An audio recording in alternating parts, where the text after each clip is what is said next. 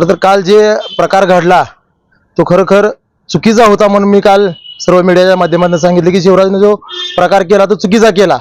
पण खरोखर चुकीचा एवढाच मी म्हणतो की त्या पंचाला शिक्षा मिळत असताना थोड्या प्रमाणात मिळाली.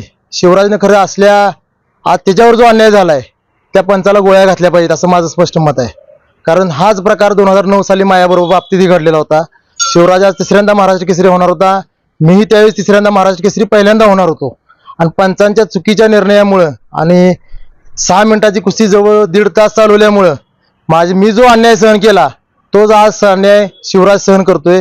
कुस्ती झालेली होती का नव्हती ते संपूर्ण महाराष्ट्रानं बघितलंय. कारण काल कुस्ती ज्यावेळेस रेफरीनं दिली कुस्ती शिट्टी वाजवली त्यावेळेस भूज आपण बाकीच्या सगळ्या कुस्तीला हात खाली घालून बघतो कुस्ती पैलवानाची पाठ टेकली की नाही टेकली आणि इथं नुसतं खाली वाकून बघतो तरी त्याने शिट्टी वाजवली.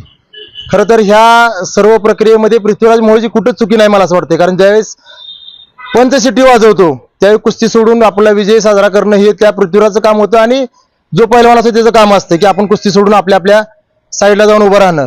पण आज जो प्रकार घडला शिवराजच्या बाबतीत तो खरोखर त्या पंचाला शिक्षा मिळाली ती कमी आहे. कारण कुस्तीगीर परिषद असेल किंवा कुस्तीगीर संघ असेल पृथ्वीराज मोहोळ असेल यांच्या बाबतीत माझी कुठलीही तक्रार नाही किंवा साईड पंचांवरही कुठला आक्षेप नाही. तो जो शिट्टी वाजवणारा पंच होता त्याला दिसत होतं डोळ्याला की पाठ टेकलेली नाही. परत संपूर्ण महाराष्ट्रातले जे प्रेक्षक टीव्हीवर बघत होते त्या न समजणाऱ्या कुस्ती ज्या व्यक्तीला समजत नाही त्यालाही कळालं की कुस्ती झालेली नाही पण तरी सुद्धा पंचांनी निर्णय दिला.